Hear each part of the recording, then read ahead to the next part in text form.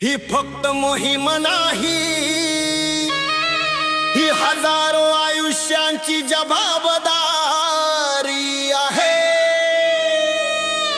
नव्या पहाटे सोबत चाललेली आरोग्याची पवित्र शपथ आहे.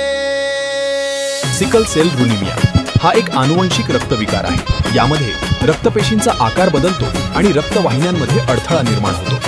दारी दारी आशा पोहोचते, आशा ताईंच्या प्रत्येक पावलांतून भीती कमी होते, विश्वास वाढतो सेवेच्या त्या निस्वार्थ हातांतून. एक तपासणी, एक संधी बदलू शकते उद्याची वाट.